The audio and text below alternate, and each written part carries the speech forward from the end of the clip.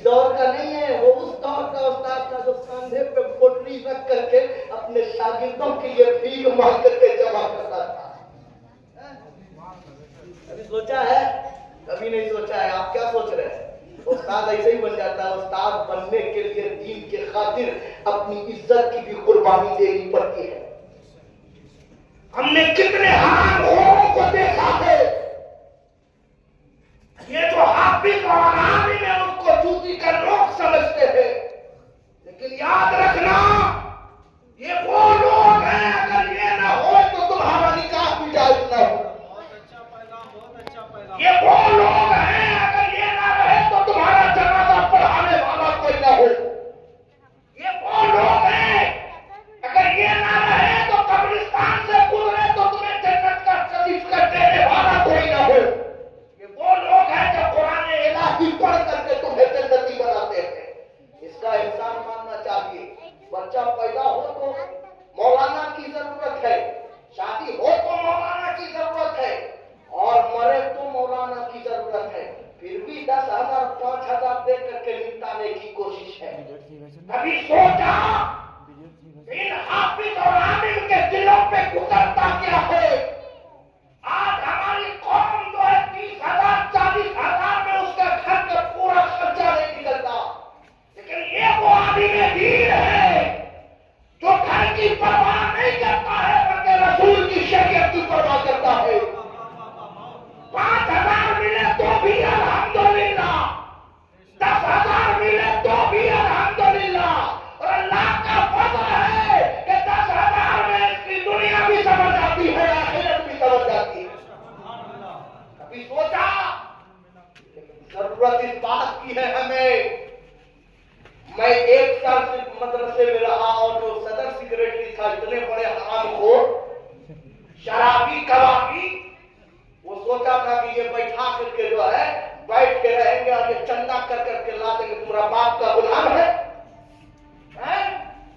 तुम्हारे इलाके में हम रहेंगे, तुम्हारा बाप मरे तो हम जनाजा पढ़ाएंगे, तुम्हारा बच्चा पैदा हो तो कान में अजान हम देंगे, और तुम्हारे लिए चंदा भी भीख मांग कर हम ही लाएंगे। फिर रखे का ये औकात नहीं तो रखो। जरूरत इस बात की है, अगर औकात हो तो आलिम उलमा को रखो और इज्जत के साथ रखो, जिल्लत के साथ नहीं। याद रखना, अगर किसी आलिम और उलमा को तकलीफ दोगे तुम दुनिया में भी गायब होगे तो क़यामत के मैदान में भी गायब होगे। क्या सोच रहे हैं हम लोग मुसलमान हैं, मुसलमान या रसूलुल्लाह का नारा लगा लेंगे जन्नती बन जाएंगे? अगर ये तुम्हें रास्ता न बताए तो तुम जगह जगह पे मार खाते हुए नजर आओ। शैतान कैसे ही इन्ना शैतान लिल इंसान यादुल मुबीन, बेशक शैतान इंसान का खुला हुआ दुश्मन है। ये तो चाहिए ना तो मौलवी मौलाना को सही कर तब फिर ठोकैया करवाएंगे। आज काफी ऐसे ही मुसल्लत है। उसकी वजह है कि हमने अपने ईमान में नहीं झांका है, हमने अपने आप को नहीं देखा है। हम दूसरों को देखते कि मौलवी क्या कर रहा है। मौलवी, अबे मौलवी 5 वक्त का नमाज पढ़ रहा है, ये सबसे बड़ा काम कर रहा है। बड़ा अल्लाह के नजदीक अगर सबसे अफजल इबादत अगर कुछ है तो सब वो नमाज है, और वो नमाज पढ़ाने का काम मौलवी ही करता है, कोई जाहिल नहीं करता। बगैर मौलवी के पीछे तुम्हारा नमाज भी कबूल नहीं होगा। या पीछे पीछे का मतलब पूरा ही याद रखिए, मौलवी की इज्जत जरूरी है, तब तुम्हारे बाल बच्चे सही पैदा हो। हाँ, अब आओ मैं आपको बताता हूँ किस तरीके से मकाम बुलंद होता है। आज इतने नौजवान और इतने बच्चे हैं ना, ये सब के सब इस बात को अपने जो है मुकम्मल इरादा कर लीजिए कि हम अल्हम्दुलिल्लाह, मैं ये नहीं कहता कि तुम सिर्फ कुरान पढ़ाओ, मैं ये कहूंगा कि कुरान के साथ साथ इंजीनियर भी बनाओ, हाफिज भी बनाओ, डॉक्टर भी बनाओ, जो चाहो बनाओ, लेकिन सबसे पहले आपने में दीन और इल्म कुरान सिखा दो। उसमें इज्जत है, इज्जत। मैं बात कर रहा था अबुल आलिया की, इसकी बात कर रहा था। अबुल आलिया ये गुलाम था और एक औरत ने आजाद किया। कहा मैं जाऊं तो किधर? कहा कि बस एक ही रास्ता है कि किसी उस्ताद के दामन को पकड़ ले। गए उस्ताद के दामन को पकड़ने के लिए, कहा हुजूर आपके पास पढ़ना चाहते? कहा अच्छा पढ़ना चाहते हो? कहा जी हुजूर। पढ़ोगे? बोले जी हुजूर। तो सुनो, खाना नहीं मिलेगा।